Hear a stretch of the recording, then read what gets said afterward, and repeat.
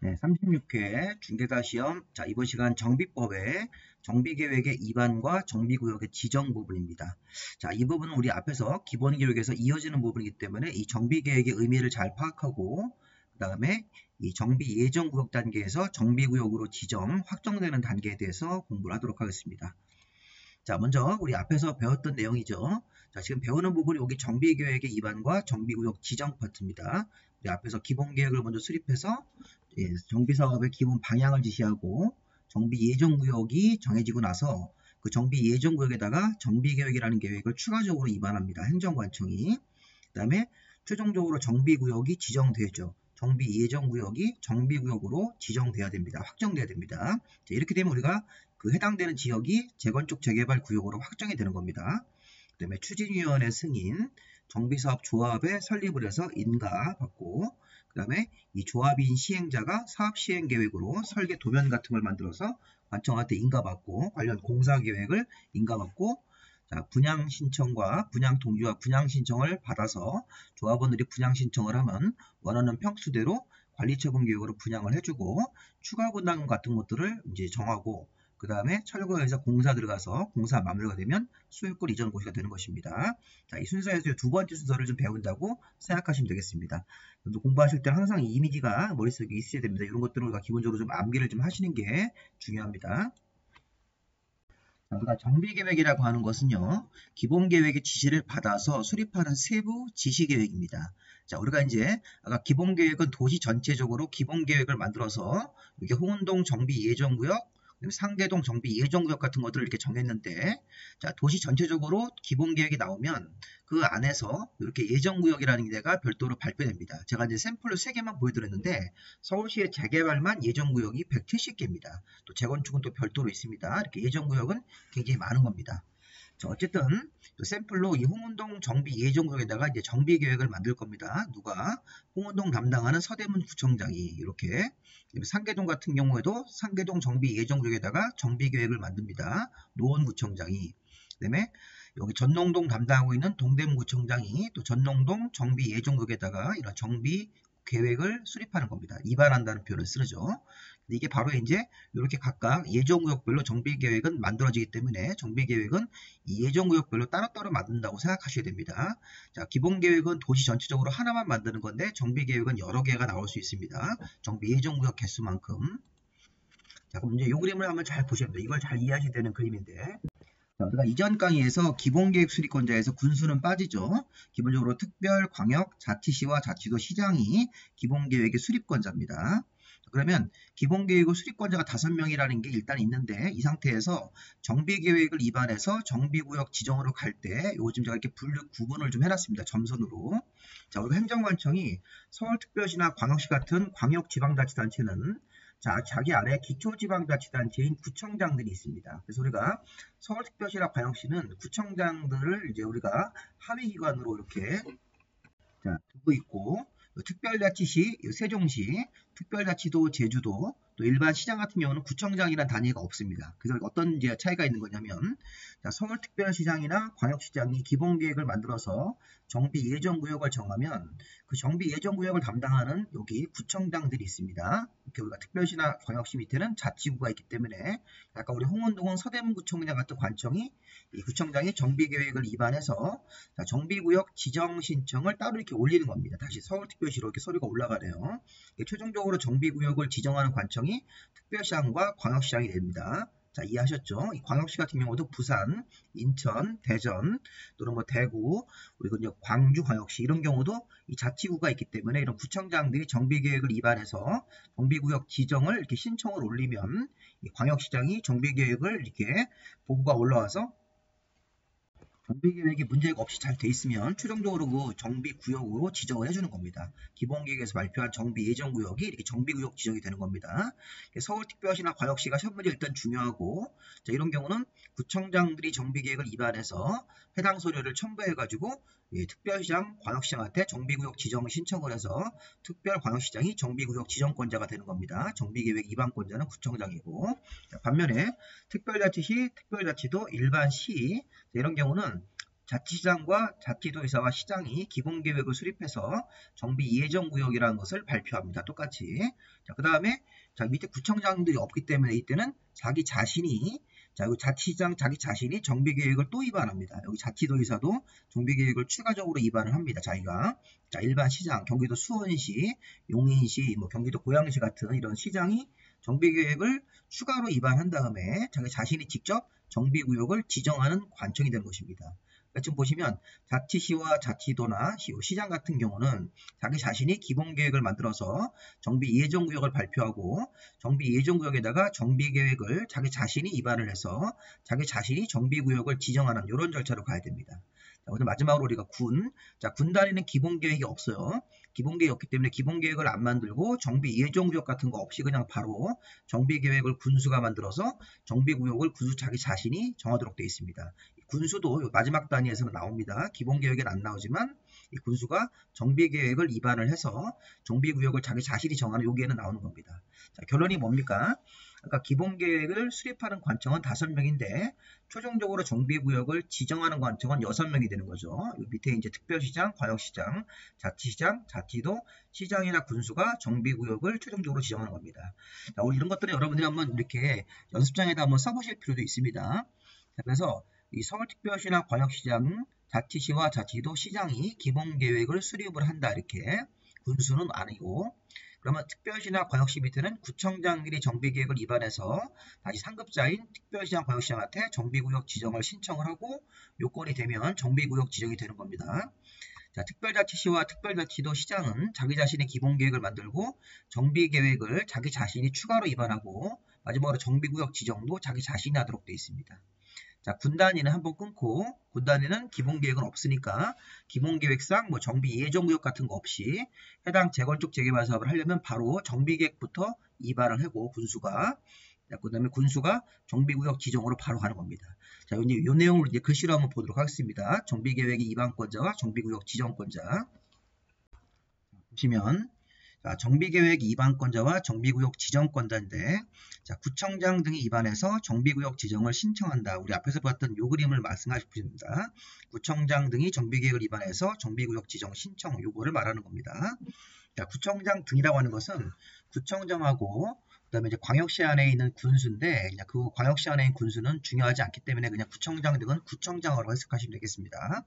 자, 구청장 등은 정비계획을 위반해서 주민에게 서면 통보, 주민 설명회, 자, 그 다음에 30일 이상 주민 공람을 해서 주민 의견을 들어야 됩니다. 자, 이 아까 우리 기본계획하고 차이입니다.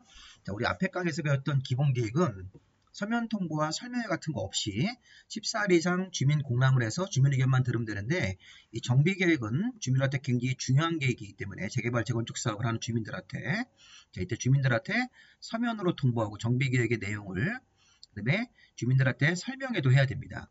그리고 30일 이상 공람을 해서 이 정비계획에 대해서 어떤 의견 제시할 수 있으면 의견 제시 기간을 30일 이상 줘야 됩니다. 이 세 가지를 다 해야 됩니다.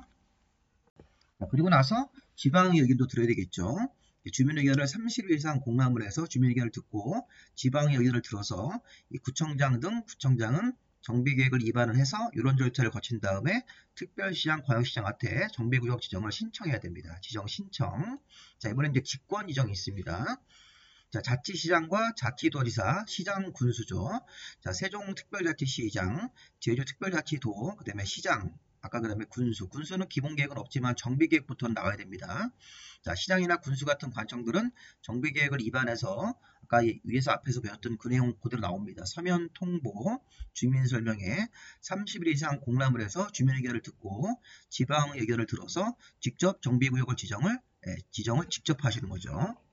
자치시와 자치도 시장 군수는 자기 자신이 정비계획을 위반해서 정비구역을 직접 정한다 이렇게 하는 거고 아까 우리 서울특별시나 광역시 밑에 있는 구청장 등은 자, 이렇게 특별광역시장한테 정비구역 지정을 신청해야 된다. 이런 것들을 잘 구분을 해 놓으셔야 됩니다. 특히 주민의견은 30일 이상 주민 공람입니다. 기본계획은 14일이고 기본계획을 할 때는 서면 통보와 주민 설명회는 없어요. 근데 정비계획 같은 거부터는 서면 통보도 해야 되고 주민 설명회도 의무고 30일 이상 공람 절차를 거친 다음에 지방의 의견을 들어서 구청장이 특광한테 정비구역 지정 신청이 되는 겁니다. 자, 분홍색으로 쓴 관청들은 자기 자신이 정비계획을 위반해서 직접 정비구역을 정하는 거고요. 자, 그 다음에 정비계획의 위반 제한과 정비구역 위반 요청. 자, 위반 요청이 우리 작년도부터 새로 생긴 건데, 자, 정비계획의 위반 제한과 정비계획 위반 요청 이런 것 때문에 우리가 정비법이 좀 어려워집니다. 자, 정비계획을 위반해달라고 제안을 한다. 누가? 토지 등 소유자가. 자, 토지 등 소유자면 토지 소유자 또는 건축물 소유자 또는 뭐 지상권자 이런 사람들이겠죠. 자, 정비계획의 위반 요청도 마찬가지로 토지 등 소유자가 하는데 이거 사유가 다르고 그 다음에 약간 차이점이 있습니다. 자, 이제 그 설명을 드릴 테니까 잘 들어보십시오. 자, 먼저 정비계획의 위반 제안부터 합니다. 자, 제안이라고 하는 것은 정비계획을 만들어 달라고 안을 제출하는 겁니다.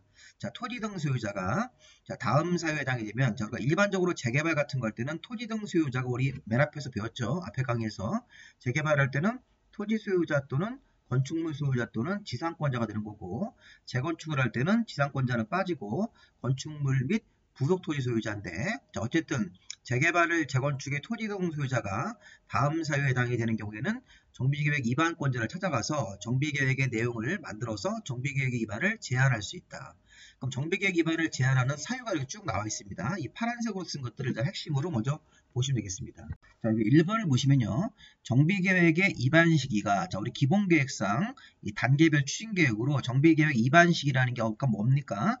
그 앞에 그림에서 홍은동은 뭐 3월달까지 정비계획을 만들어라 이런 거, 상계동은 6월달까지, 자, 전농동은 9월달까지라는 그게 정비계획의 수립 시기가 위반 시기입니다.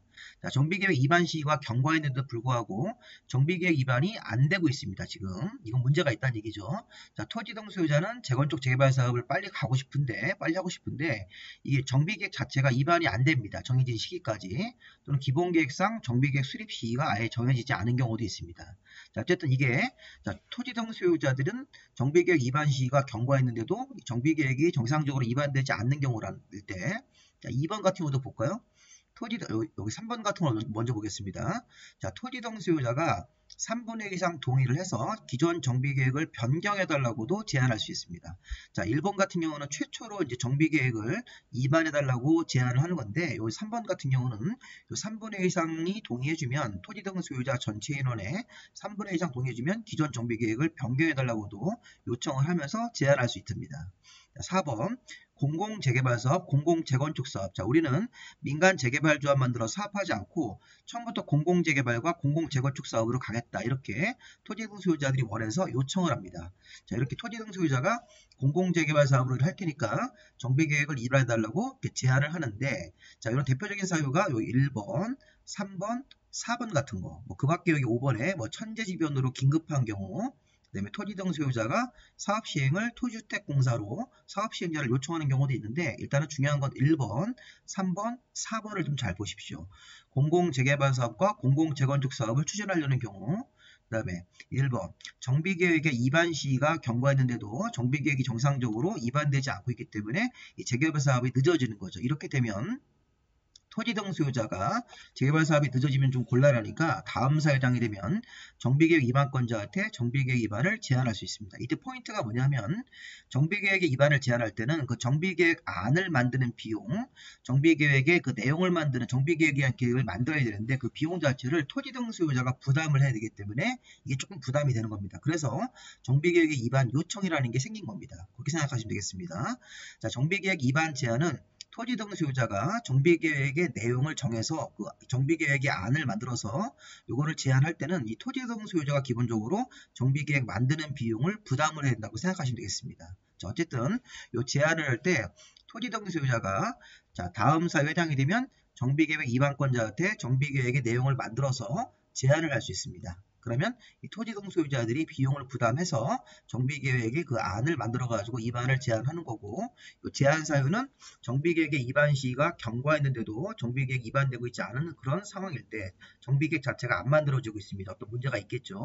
그 다음에 토지 등 소유자 3분의 1 이상이 동의해서 정비계획을 변경해달라고 요청했을 때, 자, 공공재개발, 공공재건축 사업으로 사업을 하기를 원하는 경우죠. 이런 경우. 그다음 그 밖에 천재지변이 나서 긴급하게 사업하는 경우는 이런 재개발조합 설립이 어렵기 때문에 자, 사업 추진이 좀 늦을 수 있으니까 이런 경우는 정비계획의 위반을 제한할 수 있습니다. 또 2번 것도 한번 참고로 보시고요. 정비계획을 제한을 할 때는 여기 1번 사유가 제일 중요합니다. 이걸 잘 이해하셔야 됩니다. 정비계획의 위반 시가 경과했음에도 불구하고 정비계획 위반이 안 되고 있는 경우 또는 기본계획상 정비계획 수립 시기가 정해져 있지 않은 경우. 그래서 이거는 바로 기본계획의 내용으로 잠깐 와서 기본계획 내용 중에 복잡한 거 좀 빼고 여기 5번을 보세요. 단계별 추진계획으로 정비 예정구역별로 정비계획 수립 시기라는 게 있었습니다. 아까 우리 홍은동은 뭐 3월, 자 노원구 상계동은 6월 달까지, 자, 동대문구 전농동은 9월 달까지라는 그 시기까지 정비계획이 위반이 안 되고 있는 경우 이렇게 아니면 정비계획 수립 시기가 아이너에 빠져 있는 경우 이런 경우도 대표적으로 제한 사유라고 볼 수가 있는 것입니다. 여기 좀 분홍색으로 써 있는 이걸 가지고 연결을 해서 이 제한 사유 1번을 한번 해석해 보십시오. 자, 이거 말고도 토지 등 소유자 전체 인원의 3분의 2 이상이 동의해서 기존에 만들어지는 정비계획을 변경해달라고도 이렇게 제안할 수 있고요. 처음부터 우리는 재개발 사업과 재건축 사업을 공공으로 가겠다 이렇게, 자 그런 경우도 정비계획을 만들어달라고 제안할 수 있고, 천재지변으로 긴급한 정비사업이 필요한 경우도 제안을 할 수 있습니다. 자, 그리고 제안을 할 때 여기 동의 요건이 있는데 우리 요거는 제가 지금 그 무료로 제공해 드리는 교재에는 좀 빠진 내용이니까 추가로 좀 적으십시오. 제가 추가라고 쓴 거는 교재에다 조금 메모를 하시면서 보십시오. 자, 정비계획의 토지 등 소유자가 이반권자에게 정비계획을 제안하는 경우 동의 요건이 있는데, 자, 토지 등 소유자 전체 인원의 3분의 2 이하, 면적의 3분의 2 이하 범위 안에서 조례가 정하는 비율이 있습니다. 자, 이건 시험 문제가 나오기는 조금 어렵지만 기본적인 그 한도는 좀 아셔야 됩니다. 자, 토지 등 소유자가 제안을 함부로 막 하면 안 되기 때죠. 안 되기 위해서 이 동의 요건을 만들어 놨는데, 동의 요건의 기준이 토지 등 소유자가 제안할 때 제한하는 경우, 자, 전체 토지 등 소유자 인원수의 3분의 2, 면적의 3분의 2 이렇게 되어 있습니다. 그리고 이 범위 안에서, 이 이하 범위 안에서 이 조례가 비율을 정합니다. 그러니까 만약에 서울시나 뭐 경기도 조례가 이 숫자 그대로 정해놓으면 3분의 2로 동의가 나왔기 때문에 그 3분의 2라는 동의 요건을 맞춰야지만 이 제한을 할 수 있는 것입니다. 그러니까 제한할 때 까다롭죠. 이 3분의 2까지 맞춰야지만 동의 요건이 면적하고 이 소유자 둘 다 3분의 2 정도라는 동의를 얻어야 됩니다. 물론 이게 조례가 정하는 비율이 요거 이하기 때문에 이걸 2분의 1로 할 수도 있지만, 자, 우리는 기준만 외우면 되기 때문에 정비계획에 자, 위반을 제한하는 경우 누가? 토지 등 소유자가. 이걸 너무 쉽게 제한하면 안 되기 때문에 기본적으로 전체 토지 등 소유자 인원수의 3분의 2 이하, 면적의 3분의 2 이하 범위 안에서 조례가 정하는 비율이 있다. 그래서 그 비율을 맞춰가지고 동의서를 갖춰 와야지만 서류를 제한할 수 있다는 것입니다. 자, 그 다음에 이 3번과 또 잘 보십시오. 제한을 하면 답변을 통지합니다. 제한을 받아줄 건지 거절할 건지를 60일 안에 반영 여부를 통보하는데, 다만 한 차례만 30일 통보기간을 연장할 수 있습니다. 연장이 되면 이제 90일이 되겠죠. 60일 이내이기 때문에 최대 60일 잡고 연장은 30일 정도만 할 수 있습니다. 한 차례만. 자, 중요한 건 여기 제한을 할 때 제한 사유 중에 1번 같은 거 좀 잘 보십시오. 토지 등 소유자가 다음 사유에 해당이 되면 정비계획 위반권자를 찾아가서 정비계획의 그 내용을 만들어가 정비계획 안을 만들어서 제한을 할 수 있습니다. 1번 같은 경우가 대표적인 사유고, 자, 제한할 때 이렇게 제한이 들어가면 60일 안에 답변을 통보하는 거고, 자, 통보기간을 한 차례만 30일 연장할 수 있습니다. 자, 이제 문제는 정비계획의 위반 요청입니다. 자, 우리 정비계획의 위반 요청은, 자, 위반 제한하고 유사하지만 차이가 뭐냐면, 토지 등 소유자가 다음 어느 하나의 경우에 정비계획의 위반권자한테 가서 정비계획을 위반해달라고 요청을 할 수 있다. 자, 아까 제가 제한은요, 제한할 때는 요 토지 등 소유자가 제안서를 낼 때 정비계획을 만드는 비용 자체를, 정비계획의 안을 만들어야 되기 때문에 그 비용 자체를 토지 등 소유자가 부담해서 제한이 조금 어렵습니다. 비용을 부담해야 되기 때문에. 그래서 우리 재건축 재개발 사업을 활성화시키기 위해서, 자, 정비계획의 위반 요청 제도를 2024년도에 도입을 한 겁니다. 자, 정비계획의 위반 요청은 이 토지 등 소유자가 정비계획을 위반을 요청을 하면 정비계획 그 내용 자체를 행정관청이, 정비계획 위반권자가, 이게 정비계획 위반권자가 기본적으로 이제 구청장이라든가 뭐 시장이나 군수 이런 사람들인데, 정비계획 위반권자인 행정관청이 그 정비계획의 내용을 만드는, 정비계획을 만드는 비용을 부담한다고 생각하시면 되겠습니다. 그래서 이게 훨씬 더 주민들한테 유리하죠. 다시 한번, 자, 토지 등 소유자가, 자, 이런 1번이나 2번, 3번 사유에 해당이 되면 정비계획의 위반을 요청하는데, 제한하고 다른 점, 정비계획의 그 내용 자체에 그 정비계획을 만드는 비용을 정비계획을 위반하는 위반권자인 시장군수 구청장이 비용을 부담을 해서 정비계획 위반을 요청을 하는 겁니다. 이렇게. 그래서 보시면 토지 등 소유자가 정비계획을 만드는 비용을 부담하지 않고 이걸 이제 행정관청이 지원하는 차원에서 토지 등 소유자가 정비계획의 입안을 요청을 하면 이 정비계획을 만드는 비용을 이 정비계획 입안권자인 시장군수구청장이 부담을 해가지고 일종 행정 서비스로 부담을 해서 이걸 토지 등 소유자한테 부담되지 않도록 이렇게 입안을 요청해서 할 수 있는 제도가 생긴 겁니다. 우리는 정비계획의 입안 제한 제도하고 정비계획의 입안 요청 제도를 잘 구분을 해서 봐야 됩니다. 어쨌든 주어는 똑같이 토지 등 소유자입니다. 토지 등 소유자가 이런 사유 중에 하나가 생기면 정비계획의 입안을 요청을 할 수 있다. 그럼 정비계획을 만드는 비용을 이 정비계획 입안권자인 시장군수구청장이 부담을 해서 토지 등 소유자한테 부담이 안 되게끔. 그런데 정비계획의 입안 제한 같은 경우는 이건 토지 등 소유자가 제한 같은 걸 할 때는 이 토지 등 소유자가 이 정비계획을 직접 만들어 가지고 그 안을 만들어서 이 제한서를 내야 되는 거기 때문에 토지 등 소유자한테 부담이 되는 겁니다. 그렇게 해석하시면 되겠습니다. 자, 그리고 자, 일단 여기 입안 요청으로 넘어오셔서 자, 요청 사유도 제한 사유랑 조금 유사합니다. 여기 보시면 여기 천재지변으로 뭐 긴급한 경우도 앞에 우리 있었죠. 제한 사유에서도. 근데 여기 1번을 보시면 기본계획상 여기 단계별 추진계획상, 기본계획의 단계별 추진계획상 정비계획의 입안 시기가 지났음에도 불구하고 정비계획 입안이 안 되는 경우 아니면 정비 예정구역의 계략적 범위라든가 단계별 추진계획이 생략된 경우. 자, 이게 바로 뭔가요? 자, 기본계획 다시 한번 보겠습니다. 기본계획에서 정비 예정구역의 계략적 범위 같은 것들이 아예 생략이 되어 있습니다. 정비 예정구역의 계략적 범위가 생략되어 있거나 아니면 정비계획 수립 시기, 정비계획 입안 시기까지 정비계획 입안이 안 되고 있는 경우. 여기 보십시오. 기본계획상 정비계획의 입안 시기가 아까 우리 홍은동은 3월달 같은 건데 그때까지 정비계획 입안이 안 되면 아까 여기 제한 사유랑 유사합니다. 이렇게 요청할 수 있는 사유가 되는 겁니다. 그래서 우리가 토지 등 소유자 입장에서는 기본계획에 나와 있는 정비계획의 수립 시기인 입안 시기까지 정비계획이 입안이 안 되면 이게 제한도 되고 요청도 되는 겁니다. 제한할 때는 비용 부담이 되기 때문에 기본적으로 요청으로 가는 게 훨씬 더 좋겠죠. 그래서 이렇게 1번 같은 사유, 2번 같은 사유, 정비 예정구역의 계략적 범위 같은 것들이 생략되어 있는 경우 천재지변으로 불가피한 사유가 생기면 정비계획의 입안을 제한하지 않고 이렇게 요청을 할 수도 있다는 것입니다. 자, 그러면 이게 요청을 할 때 동의요건 좀 보십시오. 아까 제한할 때는 토지 등 소유자 3분의 2, 면적도 3분의 2인데 자, 동의요건도 이렇게 줄어들었죠. 2분의 1로. 자, 토지 등 소유자가 쉽게 요청을 할 수 있게끔 자, 토지 등 소유자가 정비계획의 입안을 요청하는 경우에는 토지 등 소유자 인원수의 2분의 1 이하 범위안에서 조례가 정하는 비율이기 때문에 조례가 이걸 2분의 1 이하로 정해야 됩니다. 3분의 2 이하로 정하는 것은 그거는 이 정비계획의 입안 제한할 때고 요청을 할 때는 요거 2분의 1 이하 범위안에서 조례가 정하는 비율 동의를 받으면 이렇게 요청서를 관련 서류를 첨부해서 제출을 할 수 있는 것이죠. 이거 제출해야 된다고 되어 있으니까. 기본적으로 토지 등 소유자가 요청서 같은 것들을 제출할 때는 2분의 1 이하니까 최대 2분의 1까지만 동의받아가지고 제한, 요청서를 내는 거고, 요 제한을 할 때는 우리 앞에서 제한에 관한 동의는 요 토지 등 소유자 3분의 2하, 그 다음에 면적도 나왔네요. 토지 전체 면적의 3분의 2하를 찾아서 그 소유자 동의를 둘 다 받아가지고 제한서를 내야 됩니다. 제한.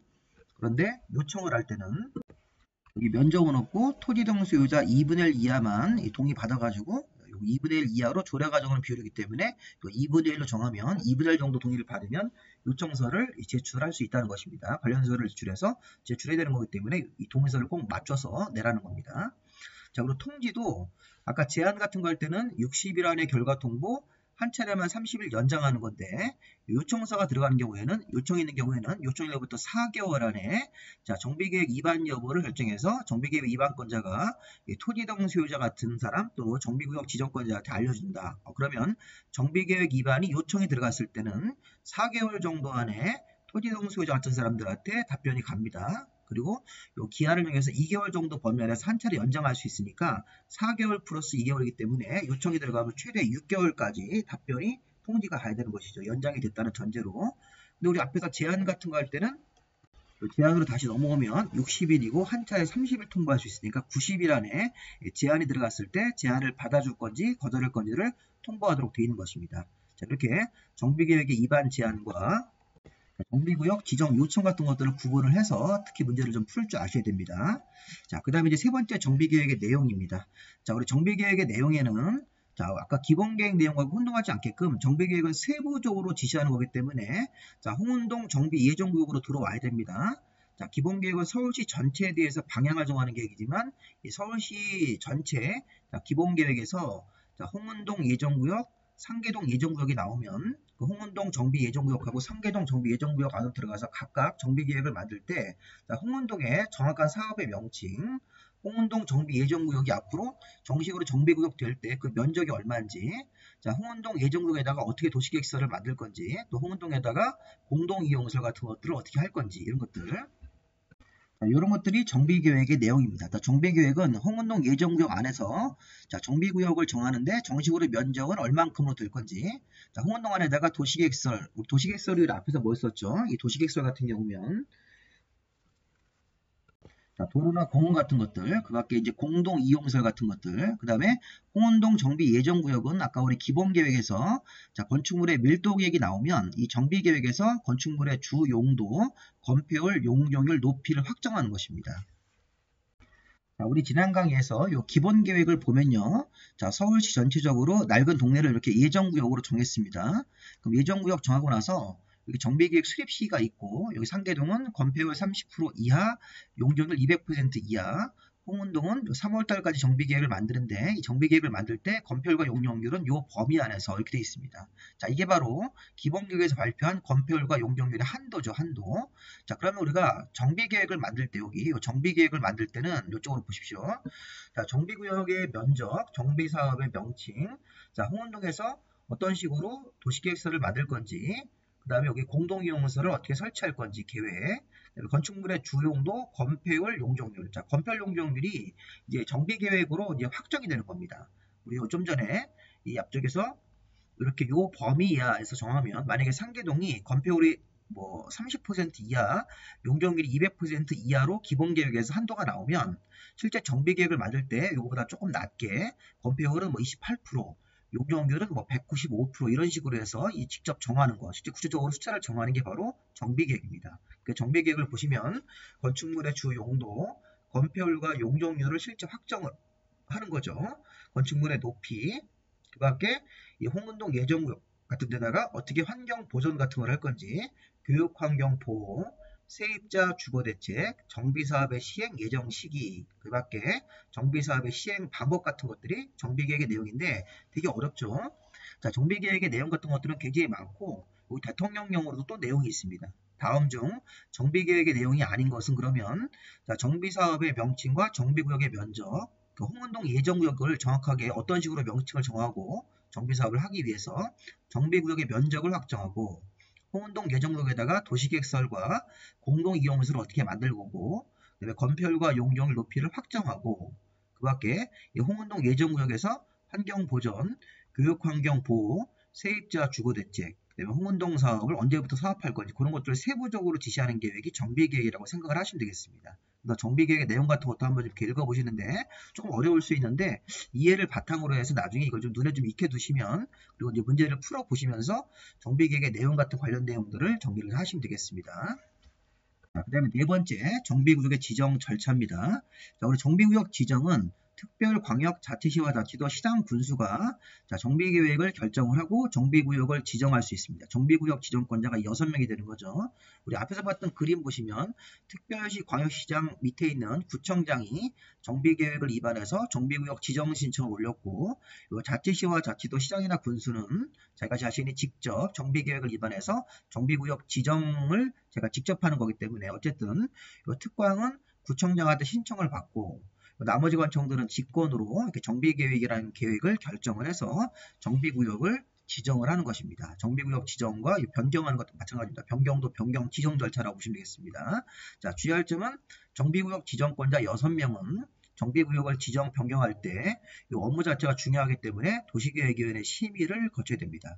가끔 TV 뉴스에서 어느 동네가 정비구역 지정이 이번에 확정됐다, 심의를 여기 거쳤다, 이렇게 심의에서 통과됐다 이런 말도 많이 씁니다. 그래서 정비구역 지정권자가 정비구역을 지정 또는 변경 지정 같은 거 할 때는 도시계획위원회 심의를 거칩니다. 심의가 통과되면 뉴스에 나오죠. 해당 지역의 정비구역 지정으로 이제 거의 결정이 된 거라고 이렇게 뉴스에 나옵니다. 심의를 거치면 나머지 발표하는 거니까. 이런 식으로 해서 이 6명의 관청이 정비구역 지정 변경할 때 도시계획의 심의를 거쳐서 이걸 정비구역을 지정한다고 보시면 되겠습니다. 이런 내용들은 우리 교재에 좀 빠져 있으니까 추가적으로 좀 메모를 하시면 되겠습니다. 그리고 자, 또 하나 중요한 사실이 뭐냐면 정비구역에서 정비구역이 지정이 되고 나면 주택법상 지역주택조합을 모집해서는 안 됩니다. 이게 바로 재개발조합하고 혼동될 수 있기 때문에 자, 나중에 우리 주택법 가보면 지역주택조합이라는 게 있습니다. 자, 무주택자들이 모여가지고 자기 주택 같은 걸 장만하기 위해서 공동으로 사업하는 지역주택조합, 자, 이런 것들은 모집을 해서는 안 됩니다. 자, 우리 재개발조합은 토지 소유자 또는 건축물 소유자 또는 지상권자가 모여서 만드는 조합입니다.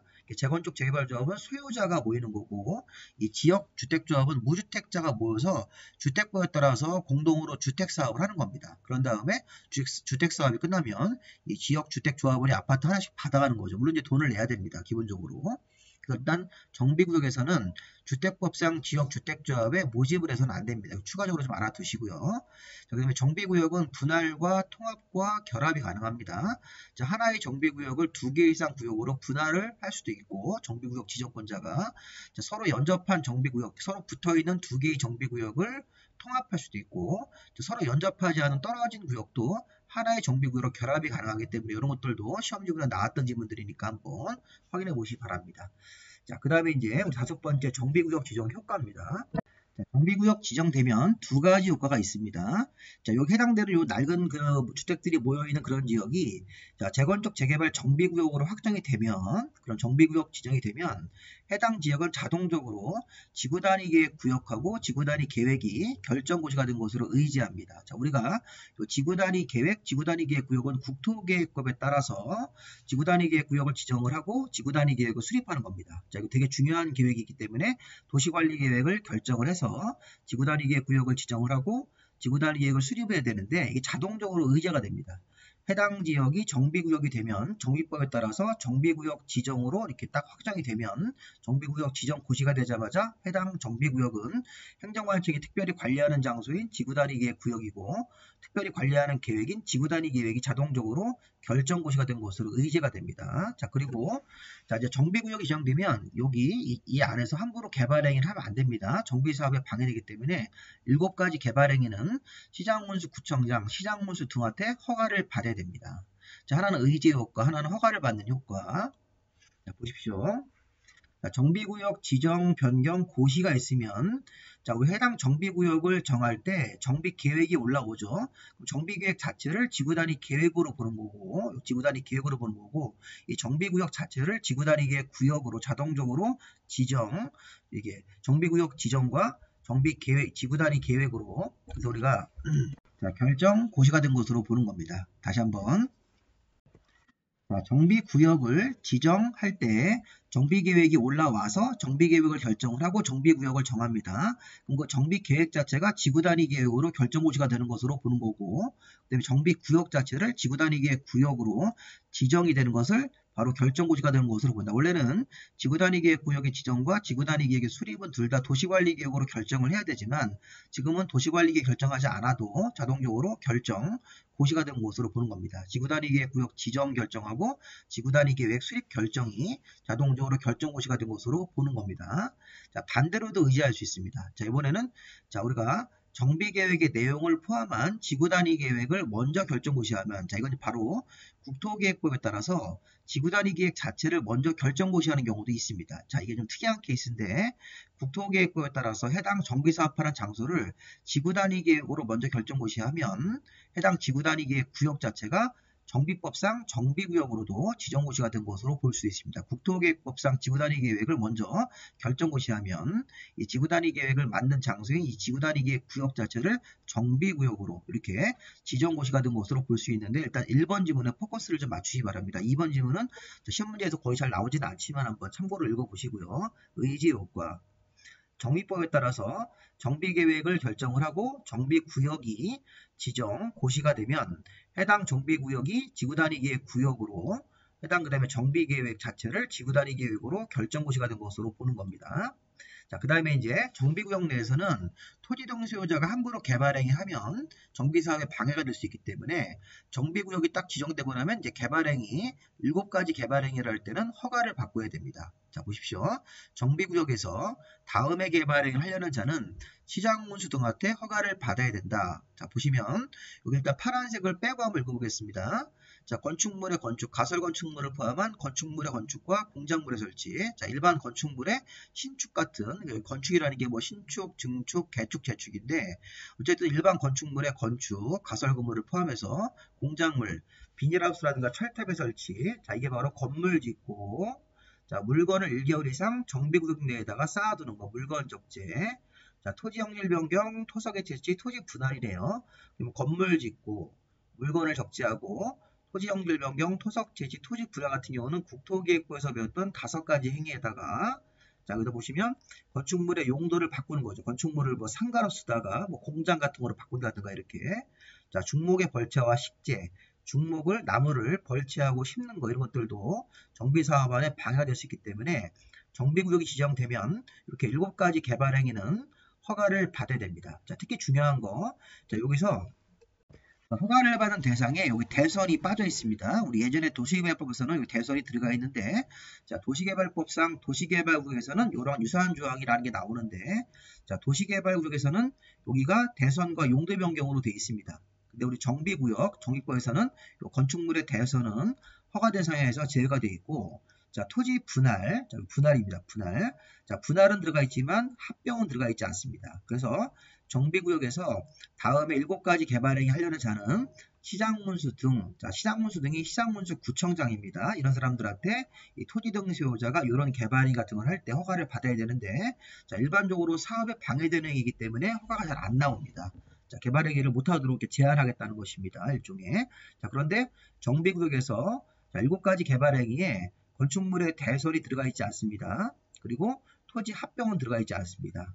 그래서 건물의 건축, 공작물 설치, 물건의 1개월 이상 적재, 토지 형질 변경, 절도, 성토 같은 거, 토석의 채취, 자, 토지 분할은 허가 대상이고 추가적으로 건축물의 용도 변경, 중목의 벌채와 식재는 들어가 있지만 건축물의 대선은 들어가 있지 않습니다. 자, 여기 토지 합병도 안 들어가 있죠. 자, 요 내용은 도시개발법에서 배운 거랑 이렇게 비교하셔야 됩니다. 자, 이게 도시개발구역으로 들어가면 여기 똑같은데 여기에다가 대선을 추가하는 겁니다. 나중에 도시개발구역하고 비교를 좀 해주실 필요가 있겠습니다. 도시개발구역이면 요 내용 그대로 붙이려고 여기다가 대선을 추가해가지고 이 대선이 허가 대상으로 들어가는데 이 정비구역에서는 들어가지 않습니다. 대선이. 이런 부분들이 시험 문제에서 나중에 도시개발구역에서 허가받는 것, 정비구역에서 허가를 받는 행위가 이렇게 7가지가 있는데 차이점을 구별할 줄 아셔야 되겠습니다. 자, 어쨌든 정비구역에서는 7가지 개발 행위에 용도 변경하고 중복의 벌채와 식재 이런 것들을 빼고 읽으시면 건물 짓고 물건을 1개월 이상 쌓고 토지 형질 변경, 토석의 채취, 토지 분할 이렇게 건물 짓고 물건 쌓고 토 이런 식으로 이제 외우신 다음에 용도 변경 추가하고 중복의 벌채와 식재를 추가합니다. 이렇게 해서 정비구역에서는 7가지 개발 행위를 할 때는 정비사업에 방해될 수 있으니까 미리 허가를 받고 해야 됩니다. 자, 그리고 이제 허가를 안 받는 행위도 있습니다. 자, 이런 것들도 개발 행위지만 재해복구를 위한 응급조치. 자, 농림수산물 생산용 간이 공작물. 자, 공작물이 비닐하우스 같은 건데 이 공작물의 설치가 원래는 허가를 받지만, 자, 농림수산용 생산용 간이 공작물 같은 경우는 간이 공작물이기 때문에 1년이나 2년 정도 사용하고 철거할 수도 있으므로 이거는 정비사업에 방해되는 행위로 보지 않고 허가를 안 받고 할 수 있습니다. 자, 경작을 위한 형질 변경. 여기 형질 변경이 일반 개발 같은 거 하기 위해서 절도, 성토할 때는 허가를 받지만 경작하는 형질 변경. 쉽게 얘기하면 재해복구 2번과 3번은 농사와 관련된 개발 행위이기 때문에 허가 없이 가능합니다. 하나만 더 보시면 관상용 중목의 임시식재. 자, 관상용 중목 나무를 임시로 심는 것도 여기 원래는 식재라는 것도 허가 대상으로 들어갑니다. 네, 근데 이제 관상용 중목의 임시식재는 허가를 안 받고 할 수 있는 것이죠. 그다음에 여기서 뭐 안전사고 우려가 있을 때 안전조치 같은 개발행위 같은 것들. 그다음에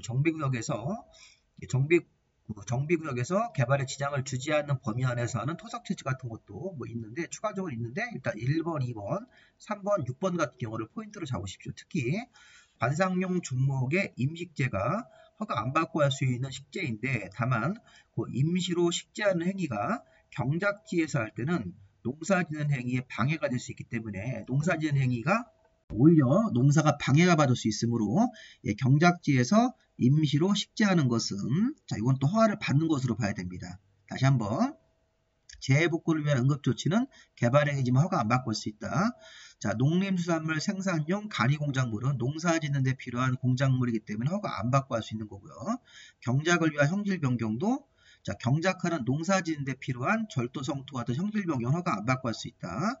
자, 관상용 중목에 임시 식재는 허가를 안 받고 할 수 있어요. 그런데 임식재가 경작지에서 행해질 때는 임시로 식재하는 행위가 경작지에서 할 때는 이 경작행위에 방해가 될 수 있으므로 허가 안 받는 행위에서 제외하고 허가를 이걸 받는 것으로 봐야 됩니다. 이게 기출문제에서 한번 나왔던 지문입니다. 자, 그래서 결국에는 정비구역이 지정되면 의제효과, 해당 정비구역 지정고시가 되면 이 정비계획 자체를 지구단위 계획으로 이 정비구역을 지구단위 계획 구역이 지정된 것으로 결정고시가 된 것으로 보인다. 의제효과하고 또 정비구역 지정되면 7가지 개발 행위가 있는데 이런 것들은 시장문수 등한테 미리 허가를 받고야 되고 허가 안 받는 행위들이 별도로 규정이 되어 있습니다. 큰 틀을 잡아서 순서를 공부하는 순서를 좀 잡으시기 바랍니다. 자, 그 다음에 이제 사전 제한. 여러분 교재를 보시면 이런 사전 제한 제도가 또 있어요. 자, 사전 제한은 여기 행정관청이 여기 다 나왔네요. 국토교통부 장관, 특광도의사인 시도지사, 시장문수 구청장 같은 이 중앙행정기관의 장, 특광도의사인 광역지방자치단체의 장, 신구청장 같은 기초지방자치단체장 모두 자, 기본계획을 공람하고 있는 정비 예정구역 단계나 정비계획을 수립 중인 지역이면 그래서 한번 끊으셔야 됩니다. 자, 여러분들 보십시오. 기본계획, 우리 기본계획 만들 때 14 이상 주민 공람하고 있는 정비 예정구역 단계나 정비계획을 수립 중인 지역입니다. 정비계획을 수립 중인 지역. 그러니까 정비구역 지정 전이라는 얘기입니다. 자, 이런 지역에서 건축물을 새로 신축 같은 거 하는 건축, 토지 분할을 내서 토지를 분할해가지고 소유권을 막 늘리는 겁니다.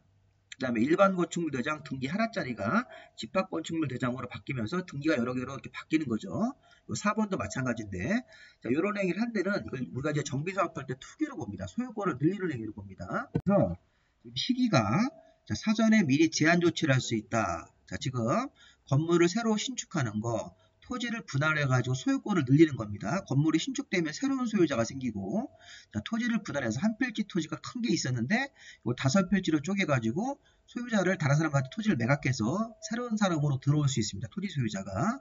일반 건축물 대장, 등기 하나짜리 대장을 집합 건축물 같은 경우로 바꿔서 여러 개의 등기를 만드는 것. 4번도 마찬가지입니다.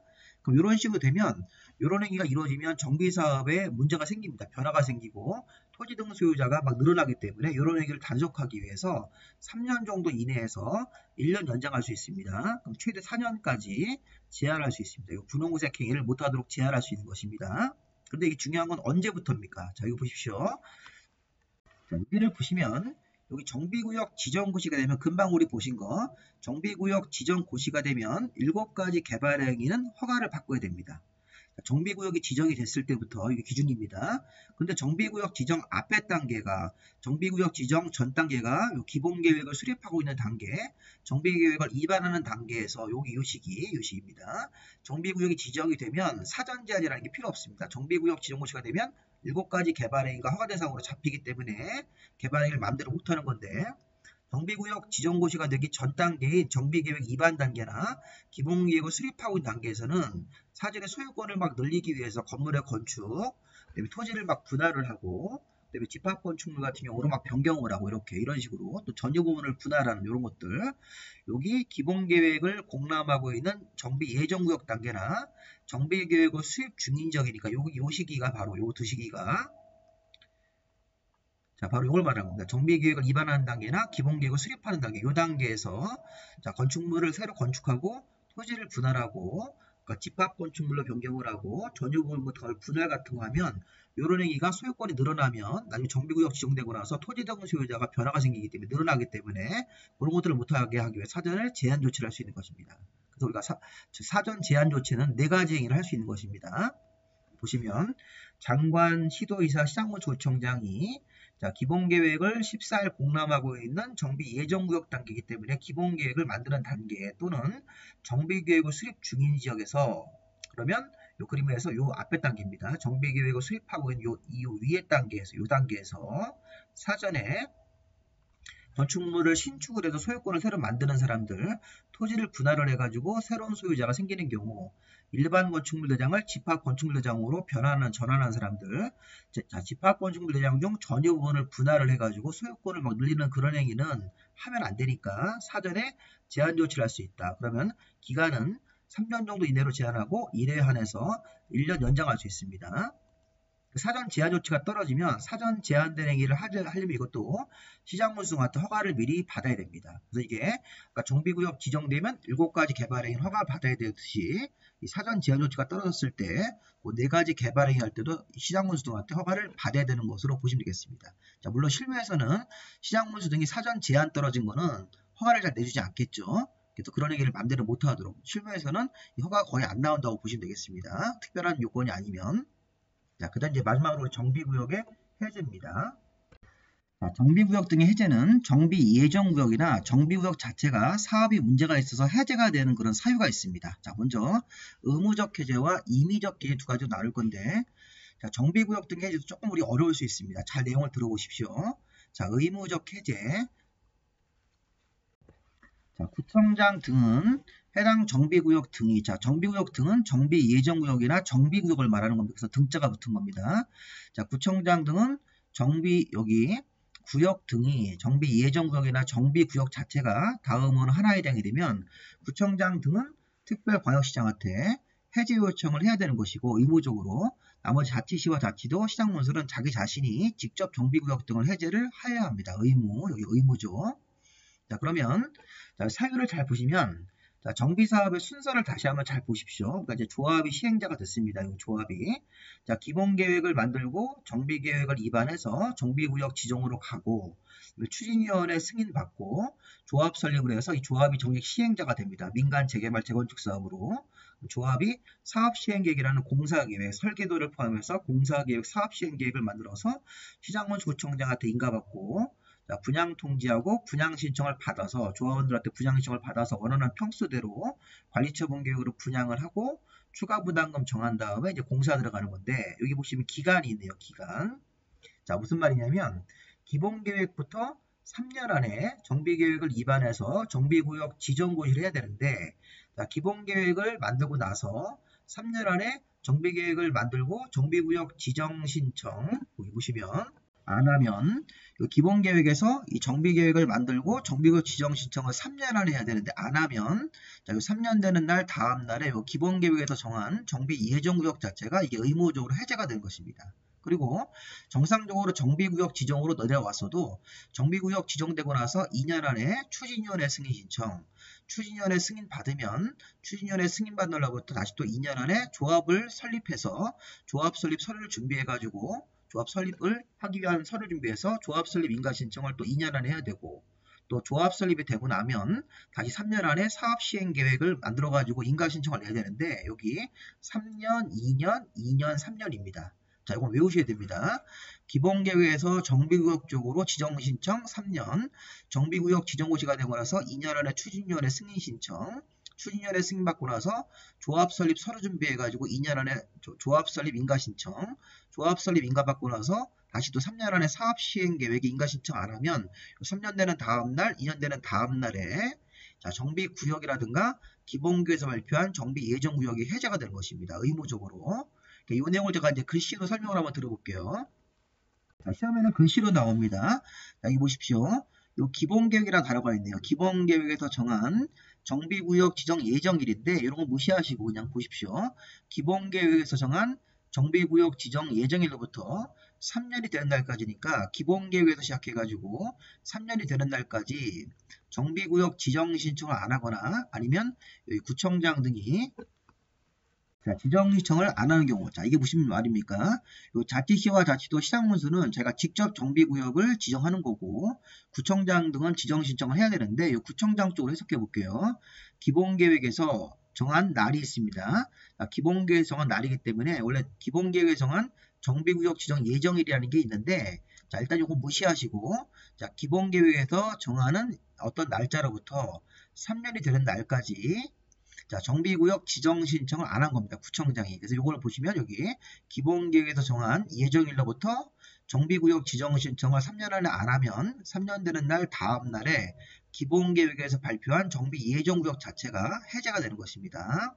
요거를 기본계획에서 정한 예정일로부터 3년이 되는 날까지 정비구역을 직접 지정하지 않거나 정비구역 지정 신청을 안 하면 3년 되는 다음 날에 정비 예정구역 자체가 의무적으로 해제가 되는 것입니다. 자, 그런 다음에 이제 요 니은번으로 보시면 정비구역 지정 고실로부터 2년 되는 날까지 추진위원회 승인 신청 안 했을 때, 그 다음에 요거 B번을 건너뛰고 추진위원회 승인 받고 나서 2년 되는 날까지 조합 설립 인가 신청을 안 하는 경우, 또 조합 설립 인가를 받고 나서 3년 된 날까지 사업 시행 계획에 인가 신청을 안 하면, 여기 파란색으로 써 있는 것들이 바로 2년, 3년이 바로 아까 우리 그림에서 이걸 말하는 겁니다. 정비구역 지정 고실로부터 2년 안에 추진위원회 서류 준비해서 승인 신청을 넣어야 되는데, 승인 신청을 안 내면 2년 되는 다음 날에 지정된 정비구역이 해제가 됩니다.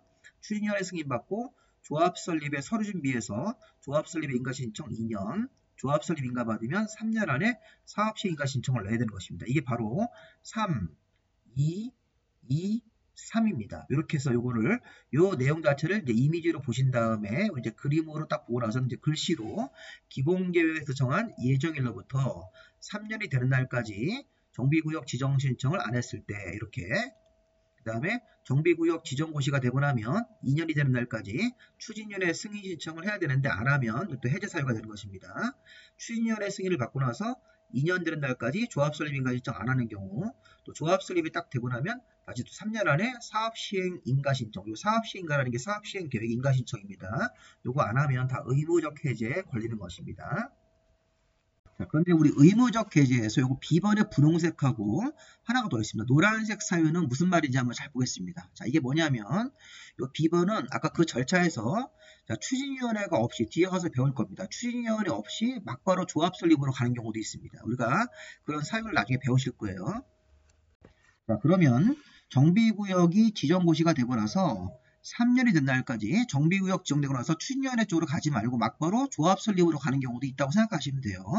정비구역 지정고시가 되고 나서 3년 안에 조합 설립 인가 신청 안 하면 이것도 의무적 해제인데 이 그림 좀 보십시오.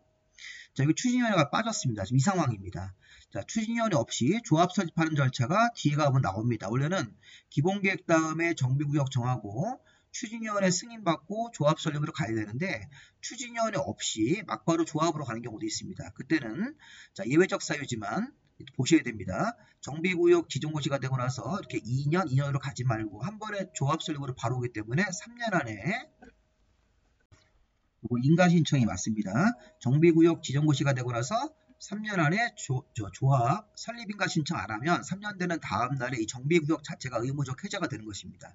그래서 이게 원래는 3, 2, 3으로 가야 되는데 3, 3으로 가는 경우도 있다는 것입니다. 이게 추진위원회 없이 조합 설립으로 바로 가는 그런 사업일 때는. 자, 그리고 하나가 더 있는데, 자, 이번에는 조합이 아예 안 만들어집니다. 추진위원회와 조합 없이 그냥 토지등 소유자 이름으로 재개발 사업을 하는 경우도 있습니다. 나중에 뒤에 가서 배우실 겁니다. 자, 토지등 소유자 이름으로 바로 사업 시행자가 되면 그때는 정비구역 지정고시가 되고 나서 5년이 되는 날까지 사업 시행 인가 신청을 안 하면 이것도 의무적 해제인데 이것도 그림을 보이면 이렇게 되는 겁니다. 이때는 추진위원회하고 조합이 없습니다. 자, 원래는 추진위원회 관청한테 승인받고 조합 설립 인가를 받은 다음에 이 사업 시행 기구로 가야 되는데, 자, 뒤에 가서 배울 겁니다. 이 재개발 사업할 때 이 토지등 소유자 전체 인원수가 20명 미만이면 이 조합하고 추진위원회 없이 그냥 토지등 소유자 이름으로 사업 시행자가 됩니다. 그럴 때는 3년으로 내려가고 이렇게 기본계획에서 정한 예정일로부터 3년 내 정비구역 지정 신청을 해야 되고, 3년 안에 정비구역 지정 신청을 해서 정비구역 지정이 되고 나면 막바로 이렇게 추진위원회 조합 없이 토지등 소유자 이름으로 사업 시행자가 되어서 5년 안에 사업 시행인가 신청으로 가야 됩니다. 안 가면 5년 되는 다음 날에 정비구역 자체가 의무적으로 해제가 되는 경우도 있다는 것입니다. 자, 그림으로 보시면요, 이런 경우가 있다는 겁니다. 그림에서 원래는 3년, 2년, 다음 절차 2년 이렇게 3년으로 가야 되는데 예외적으로 추진위원회 없이 막바로 조합 설립으로 가는 절차도 있다. 그럴 때는 3년에서 다시 또 3년 안에 조합 설립인가 신청을 내고, 설립인가 신청 안 내면 3년 되는 다음 날에 정비구역 자체가 해제가 되는 것입니다. 또 조합 설립인가를 받았으면 다음 절차인 사업시행계획의 인가 신청 또 3년으로 가야 되는 거죠. 그리고 자, 이번에는 추진위원회와 조합이 아예 없이 그냥 자, 토지동 소유자라는 사람들이 모여서 토지동 소유자 이름으로 사업시행자가 있을 때는 3년으로 내려가고 정비구역 지정고시가 되고 나서 5년 안에 사업시행인가 신청 안 하면 5년 되는 다음 날에 정비구역이 또 의무적으로 해제가 되는 사유가 있다는 것입니다. 자, 이렇게 해서 우리 그림으로 한번 잘 기억을 한번 해보시기 바랍니다. 자, 임의적 해제는 특별광역자치시와 자치도 시장문수가 다음 사유가 있을 때는 자, 임의적 해제는 해제를 할 수 있는 사유가 있습니다. 예를 들어서 자, 과도한 부담, 토지동 소유자한테 지나치게 과도한 이런 추가 부담금 같은 게 예상되는 경우 정비 예정구역이나 정비구역의 사업 추진 상황으로 보아서 목적 달성할 수가 없는 경우 이런 경우가 뭐냐면 기존 조합장에 반대하는 사람들이 생겨가지고 서로 막 싸우고 이런 경우 있죠. 막 소송 걸고 이렇게 되면 자, 목적 달성할 수 없다고 행정관청이 판단할 수도 있습니다. 자, 과도한 부담이 예상되거나 토지동 소유자한테 목적 달성할 수 없다고 판정을 했을 때 토지동 소유자 100분의 30 이상이 정비구역이 지정은 됐는데 그거를 해제해달라고 요청했을 때 토지동 소유자 30% 이상이 해제 요청을 하면 이때는 정비구역 등을 의무적으로 해제할 수도 있다는 것입니다. 자, 이런 사유가 여기 1번, 2번, 3번하고 6번을 중심으로 보셔야 됩니다. 6번까지 보셔야 됩니다.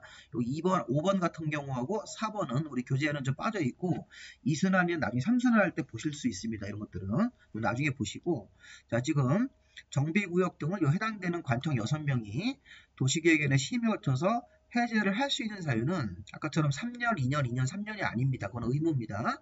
해제할 수 있다는 과도한 부담이 예상되는 경우, 목적 달성할 수가 없는 경우, 토지동 소유자 100분의 30 이상이 정비구역 등의 해제를 요청하는 경우인데 이거는 시기가 추진위원회가 구성되지 않은 경우에 하나. 잘 보십시오.